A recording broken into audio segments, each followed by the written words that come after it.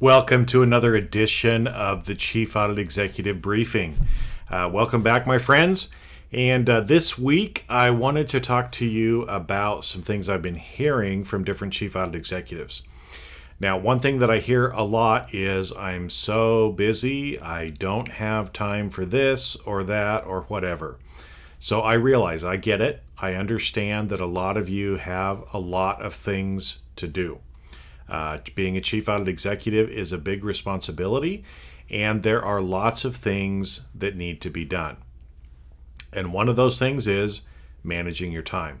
So when we're so busy, a lot of times we don't do as good at managing our time. We allow things to come in, we don't set proper boundaries, and as a result, we feel like we're doing all of these different things and just don't have time. And usually we don't have time for the important things. And so that's what I want to talk to you about today, just really briefly. Now, to start with, I want to share a story with you. And this is a story that relates to Charles Schwab, not the financial institution, but the man who used to be the Chief Executive Officer of Bethlehem Steel and U.S. Steel Corporation. And so he was a big CEO. I mean, think about today. He was a CEO of a major corporation in the United States. And he was having trouble as an executive being able to manage his time properly and manage the time of the people who worked with him. And so he hired a coach to come in and talk to him and try to help him figure out what could he and his team do different. So here's the story. This man named Ivy Lee comes in, he sits down, he talks to him for a little while, and then he gives him a piece of advice. And he says, I want you to do this for the next 30 days, and I'll come back and we'll talk about and make any changes that we need to do at that point. So Charles Schwab said, thank you. How much do I owe you for this? And Ivy said, well, don't worry about paying me right now. Just do it for 30 days, and then when I come back, pay me what you think it's worth. So Ivy goes away, Charles and his group start doing this thing, and here's what ended up happening. Ivy came back and he said, oh my goodness, Charles said, my goodness, this is the greatest piece of advice I've ever received. And he pulls out a check, his checkbook, and writes the man a check for $35,000. Now, that's still a lot of money today, but it doesn't really seem like that much money, right? $35,000.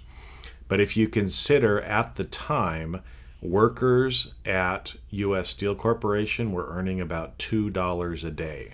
$2 a day versus $35,000. So obviously this idea had a very big impact on Charles Schwab, and it was something very valuable. So you want to know what it is? Because it relates to what we're talking about today. That is, before you go home each night, write down the 5 things that you and only you can do tomorrow. And put them down on a piece of paper. Highlight or rank them on which one is the most important. Number 2, number 3, number 4, and number 5. So you've decided again, before you go home, what are the most important things for you to do tomorrow? You rank them. And then here's the beauty. You come in the next day, you start with number 1, you go to number 2, you go to number 3, you go to number 4 until you get them done. Now, if you don't get everything done the first day, at least you know that you're prioritizing your time in the most important place. So that's my little tip for you this week. Now, what I'm going to do is in the following weeks, I'm going to give you some more tips on this. That's just the first one that I'm going to give you. But again, it's the story of Ivy Lee and Charles Schwab, and having you think about, again, just pick 5 things that are most important for you to be able to accomplish tomorrow. Prioritize them. And again, if some of those things end up on your list that you should be delegating to somebody else, then delegate them and don't have them on your list.